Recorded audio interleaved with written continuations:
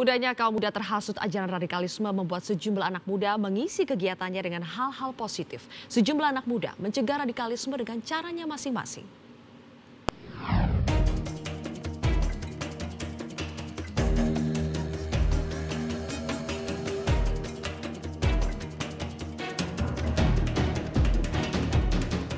Sejumlah aliran radikal benar-benar memanfaatkan internet sebagai cara untuk menyebarkan ajarannya.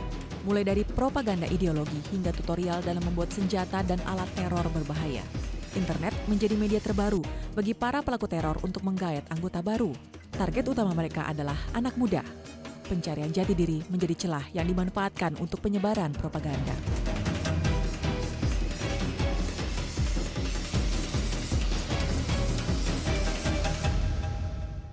Awalnya saya dikirimi oleh seorang teman hanya untuk ini loh di aktivitas grup di simpatisan ISIS.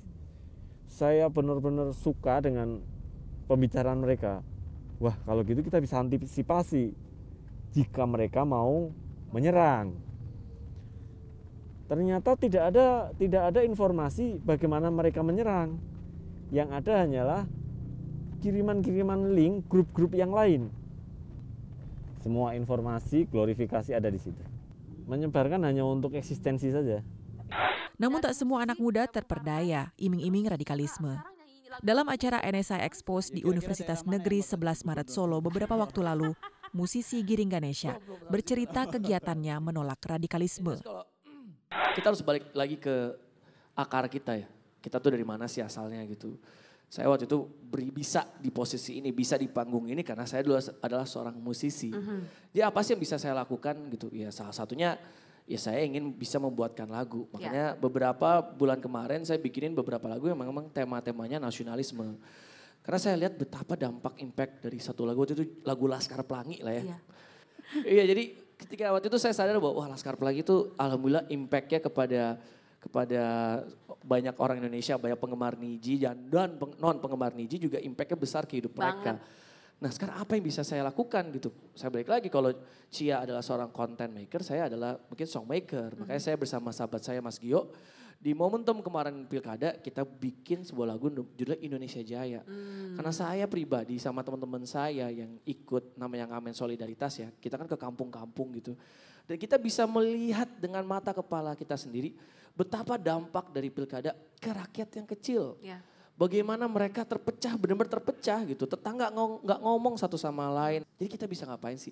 Lain Giring, lain konten kreator Fathia Izati.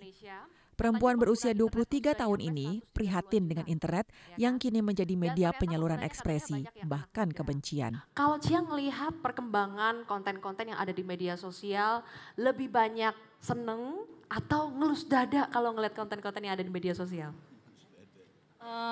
Menurutku sih sebenarnya sekarang banyak yang positif juga kontennya. Tapi tetap aja walaupun misalnya 60 atau 70%-nya positif, 30% yang negatif itu tetap ada dan tetap mempengaruhi sebagian orang. Dan itulah yang menjadi hal yang sangat memprihatinkan. Apalagi sekarang kita anak muda kan ya sharing media sosial tuh gampang banget. Nah dengan itu 30% itu tuh bahaya banget. Paling kayak ya yang hoax aja sih. Aku nggak bisa ngasih contoh yang spesifik sekarang, tapi ya sesuatu informasi yang orang tangkap begitu aja. Sering nggak dapat berita hoax? Sering. Sering banget? Oke. Misalnya kayak tadi yang hoax. Ya, biasanya dari mana gitu. Banyak sih bukan cuma dari media sosial yang kayak Instagram atau Facebook, tapi dari teman sendiri pun ada, dari WhatsApp, dari Line, Facebook. Gitu. Kadang dari teman sendiri tiba-tiba suka nge-share informasi ya, dan kita kurang cek, akhirnya kita percaya gitu aja terus kita share lagi ke orang lain. Padahal ternyata itu hoax. Ya memang perkembangan teknologi ini nggak bisa kita hindari. Kita berada di era itu. Nah tinggal sekarang bagaimana kita memanfaatkan seperti yang disampaikan Mas Giring tadi. Orang banyak jadi kaya karena bermain di internet. Tapi banyak juga yang radikal juga karena bermain di internet. Nah tinggal bagaimana kita sebagai generasi muda harus mampu memilah. Mana sih berita yang seharusnya tidak perlu Anda masuk. biasanya kita ada budaya gampang sharing tanpa saring. Generasi muda harus sadar bahwa mereka adalah sasaran propaganda aliran yang berbahaya. Orang terdekat yang menjadi penjaga aktivitas mereka. Perhatikan jika ada keanehan yang mulai mencurigakan. Sebab peran perhatian keluarga dan orang terdekatlah yang menjadi salah satu penjaga mereka terlibat lebih dalam propaganda radikalisme. Radikalisme bisa dicegah dan para generasi muda lah yang menjadi garda terdepan untuk mencegahnya. Saya Zilvia Iskandar, terima kasih. Sampai jumpa.